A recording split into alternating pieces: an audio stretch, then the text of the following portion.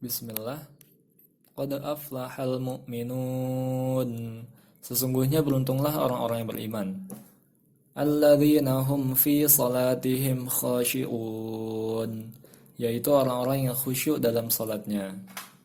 Salat merupakan salah satu sarana yang paling utama dalam hubungan antara manusia dengan Allah Subhanahu wa taala. Salat juga mempunyai kedudukan yang sangat penting dan mendasar dalam Islam, yang tidak bisa disejajarkan dengan ibadah-ibadah yang lain. Salat seringkali disebutkan dalam Al-Quran, di antaranya adalah surat At-Taubah ayat 18, surat Al-Baqarah ayat 45, surat Al-Baqarah ayat 110, dan surat Al-Baqarah ayat 177. Dari sekian ayat dalam surat-surat yang terdapat dalam Al-Quran tersebut, menunjukkan betapa pentingnya kedudukan salat dalam kehidupan. Di antara pentingnya salat dalam kehidupan adalah sebagai berikut.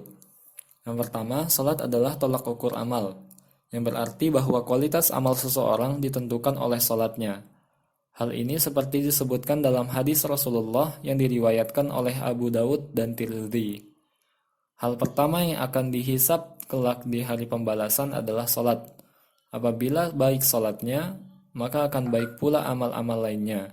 Dan apabila salatnya rusak, maka akan rusak pula amal-amal lainnya. Yang kedua, salat adalah tiang agama. Hal ini disebutkan dalam hadis Rasulullah yang diriwayatkan oleh Baihaqi. Salat itu adalah tiang agama. Maka barang siapa mendirikannya, maka sungguh ia telah mendirikan agama. Dan barang siapa meninggalkannya, maka sungguh ia telah merubuhkan agama. Yang ketiga, salat adalah kunci syurga. Hal ini disebutkan dalam hadis Rasulullah yang diriwayatkan oleh Muslim dari Jabir yang dikutip dari kitab Ihya Ulumuddin karya Imam Ghazali. Salat merupakan perintah langsung dari Allah Subhanahu wa taala tanpa perantara malaikat kepada Nabi Muhammad SAW ketika perjalanan Isra Mi'raj. Kemudian yang keempat, salat menjadi benteng yang menjaga diri kita dari perbuatan keji dan maksiat. Hal ini disebutkan dalam surat Al-Ankabut ayat 45. Bacalah apa yang telah diwahyukan kepadamu, yaitu Alkitab atau Al-Quran, dan dirikanlah salat. Sesungguhnya salat itu mencegah dari perbuatan-perbuatan keji dan mungkar. Dan sesungguhnya mengingat Allah adalah lebih besar keutamaannya dari ibadah-ibadah yang lain. Dan Allah mengetahui apa yang kamu kerjakan. Kemudian yang kelima, salat sebagai pengingat kita kepada Allah Subhanahu wa taala. Seperti yang dituliskan dalam surat Thaha ayat 14, sesungguhnya aku ini adalah Allah, tidak ada Tuhan selain aku, maka sembahlah aku dan dirikanlah salat untuk mengingat aku.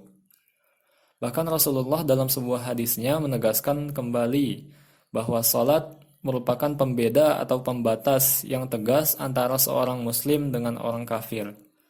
Perjanjian antara kami dengan mereka atau orang kafir adalah mengenai salat.